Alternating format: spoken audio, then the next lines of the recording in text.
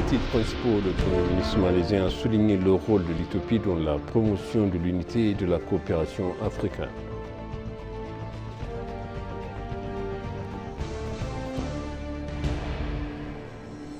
La Banque asiatique d'investissement dans les infrastructures a annoncé qu'elle soutiendrait des projets de développement énergétique en Éthiopie.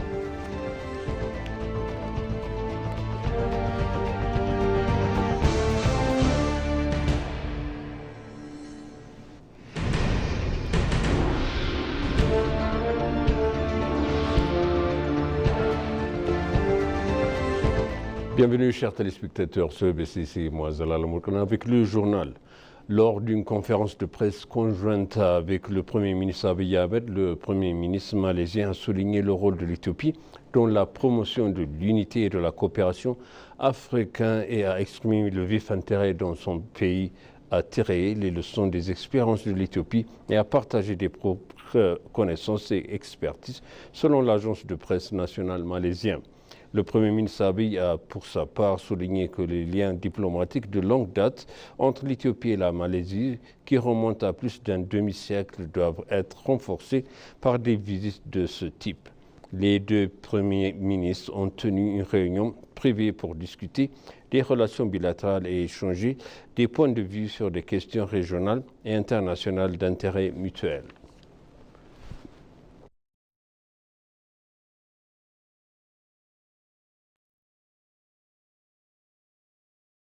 Le Premier ministre Abiy Ahmed a visité un site de développement à Kuala Lumpur en Malaisie.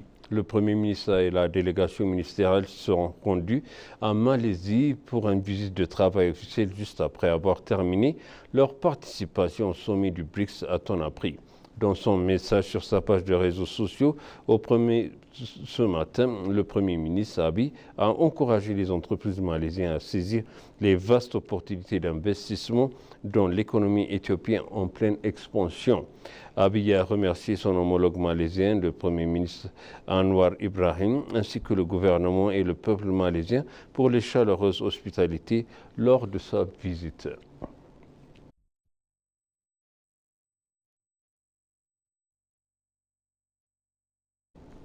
L'ambassadeur de Russie en Éthiopie, Evgeny Terekin, lors de son entretien avec l'ENA, a noté que l'Éthiopie est l'un des pays qui rejoint la coalition après que ce pays et a déclaré que les incursions de l'Éthiopie dans le cadre contribueraient à son développement commun. Il a mentionné que les pays membres de BRICS travaillent ensemble sur les questions économiques et interpersonnelles, ce qui leur permettra de faciliter le développement global des pays membres. Les pays membres de BRICS détiennent un tiers de l'économie mondiale et près de 50% de la population mondiale, et actuellement plus de 30 pays ont demandé à rejoindre les BRICS. De cette manière, l'Union devrait jouer un rôle important dans la création d'un ordre mondial équilibré en renforçant la coopération économique et en augmentant les liens entre les peuples.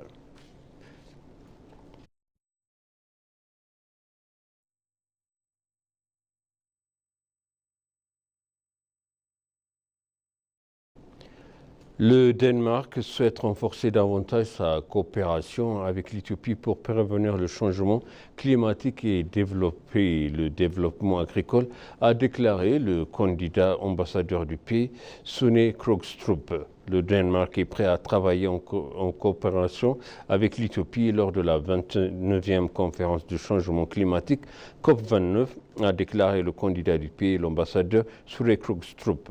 L'ambassadeur a souligné que lors de la conférence du COP29 qui se tiendra à Bakou, à Azerbaïdjan, du 11 à 22 novembre 2024, il y aura une consultation sur les moyens de mobiliser un soutien financier pour la réponse au changement climatique. Il a également déclaré que son pays est prêt à participer activement au processus de pousser les pays développés à mettre en œuvre leurs promesses antérieures de fournir une aide financière aux pays en développement le plus touchés par le changement climatique.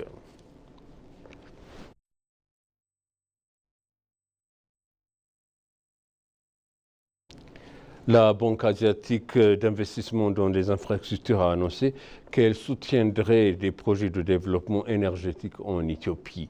Les hautes délégations conduites par le ministre des Finances Ahmed Shide s'est entretenu avec le président de la Banque asiatique d'investissement dans l'infrastructure Jin Lukun en marge de la réunion annuelle de la Banque mondiale et Fonds monétaire international. Le groupe Ethiopian Airlines a conclu un accord pour travailler en étroite collaboration en manière de soutenir financièrement l'immense aéroport qui se construit à Bishoftu.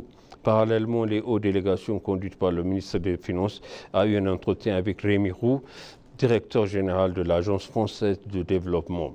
Au cours de la discussion, l'Éthiopie et la France sont parvenus à un accord visant à renforcer davantage leur coopération bilatérale dans les domaines de la fourniture financière et d'autres secteurs.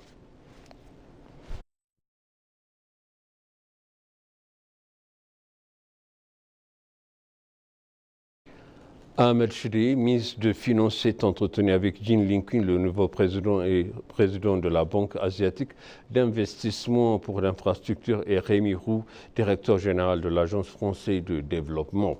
Lors de la réunion annuelle lors du forum de FMI et la Banque mondiale, le ministre Ahmed a salué la solide capitalisation et la gouvernance de la AIB dirigée par le président Lincoln et a plaidé pour des conditions de financement plus favorables et pour les pays lourdement endettés, soulignant les besoins de financement des infrastructures de l'Éthiopie.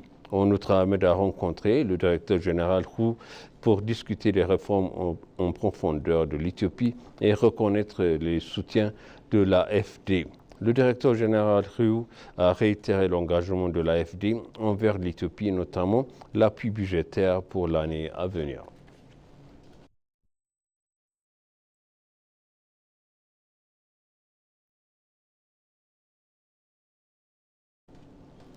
L'usine de chaussures Galila, détenue par Galila Manufacturing plc, située dans le parc industriel de Bolé-le-Mi en Éthiopie, a été inaugurée hier. L'usine, qui s'étend sur 7000 m2, est construite pour produire divers types de chaussures standards d'exportation avec un capital d'investissement de 2,1 milliards de birrs.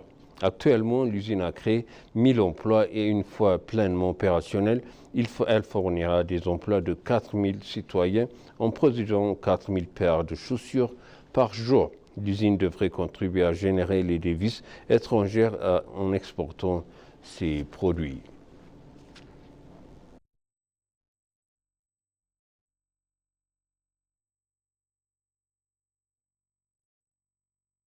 Et pour conclure, le journal, dans un entretien exclusif avec Lena, l'ambassadrice d'Autriche, Knapp a relaté que l'Éthiopie vient d'entreprendre des réformes majeures dans la politique macroéconomique et la politique fiscale, entre autres. Selon Knapp, les réformes ouvrent l'Éthiopie aux investisseurs du monde entier, en particulier aux investisseurs et aux entreprises autrichiennes qui souhaitent faire des affaires avec des entreprises éthiopiennes. Comprendre le processus d'entreprise en Éthiopie est crucial pour les entreprises autrichiennes, selon l'ambassadrice. En ce qui concerne les relations entre les deux pays, l'ambassadrice Knapp a dévoilé que l'Autriche et l'Éthiopie entretiennent des relations de longue date dans différents domaines, de la culture à la coopération du développement. Le récent forum des affaires autriche-éthiopien qui s'est tenu à Addis Abeba visait à renforcer les liens économiques des deux pays.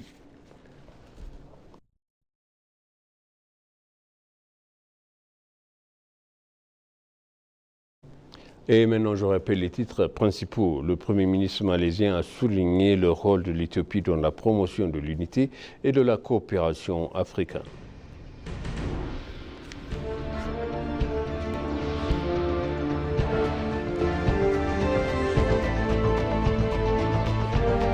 La Banque asiatique d'investissement dans les infrastructures a annoncé qu'elle soutiendrait les projets de développement énergétique en Éthiopie.